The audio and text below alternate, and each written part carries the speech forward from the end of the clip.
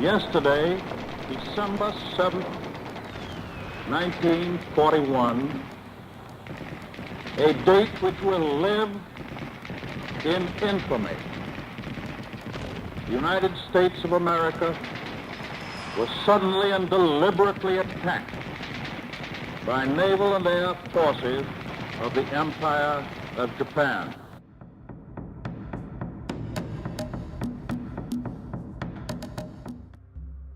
In 1942, the United States Marine Corps recruited 200 men from the Navajo Nation. These men provided a vital contribution to the war effort on the Pacific Front. The Navajo Code Talkers triumphantly created an unbreakable code that helped the United States defeat Japan. Tragically, the Navajo returned to their home unrecognized for their contributions and were confronted with hardships from the country they fought for.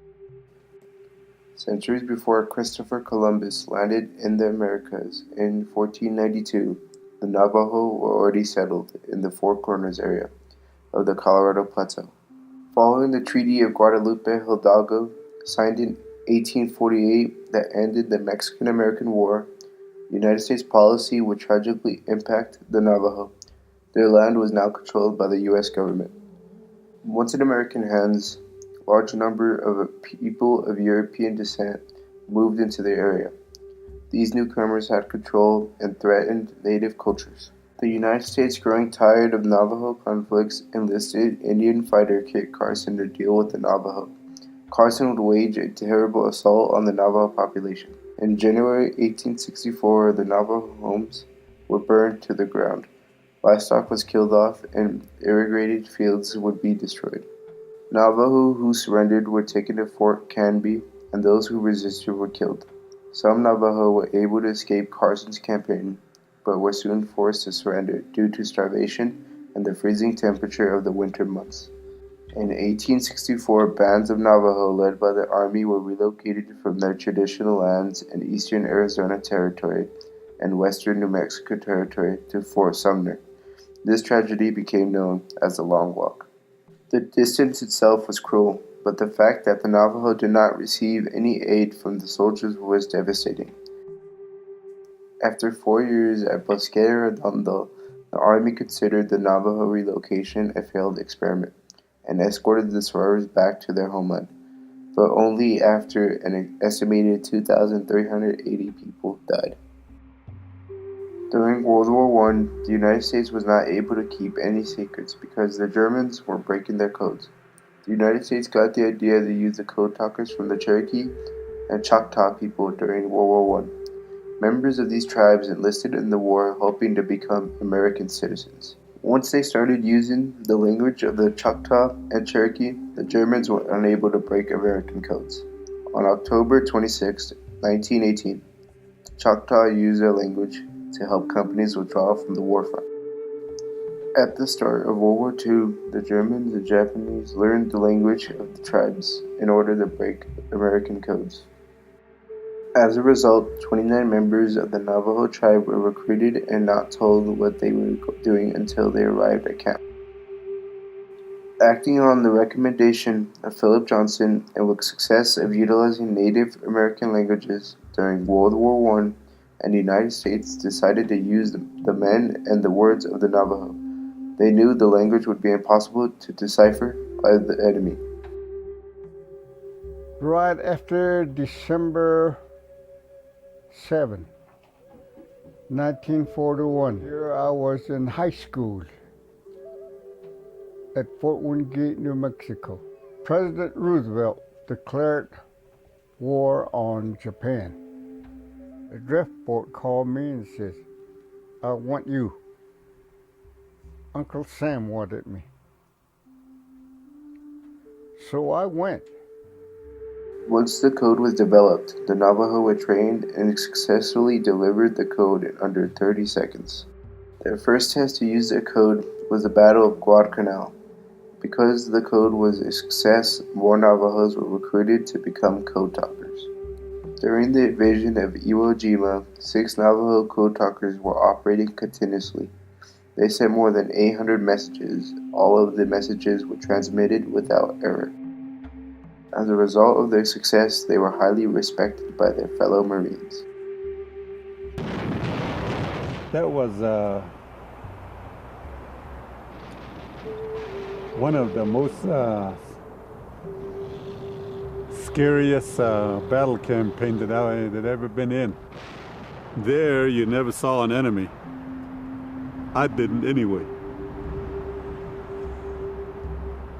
You see them shooting from bunkers, pillboxes. They had every ground covered.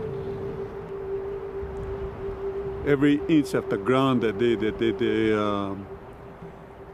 that was covered from a hill.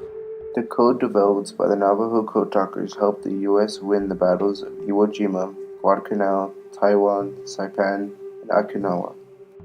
These victories turned the tide of the war that eventually led to the United States' triumph in World War II. We think we made an important role to help win the war. Our grandchildren, our great-grandchildren will remember us in what they read about us maybe 100 years from now, so it'll be something very useful in history. United States President Harry Truman made the decision to drop the atomic bomb on August 6, 1945, Hiroshima, Japan, that resulted in 146,000 deaths. The second bomb was dropped 3 days later on August 9, 1945, Nagasaki, Japan, that led to 80,000 deaths. Once the bombs were dropped, 6 days later on August 15, 1945, the surrender of Japan was announced and officially signed on September 2, 1945. After the war, the Navajo returned to their reservations. Their lives were just like it was before the war, with little to none recognition of what they did during the war. When we got back to San Diego, we saw all these young kids. The band was marching. They were all sergeant majors. The young kids, band. They specialize in music, I guess, and you look at them and, God, here we had one stripe, you know.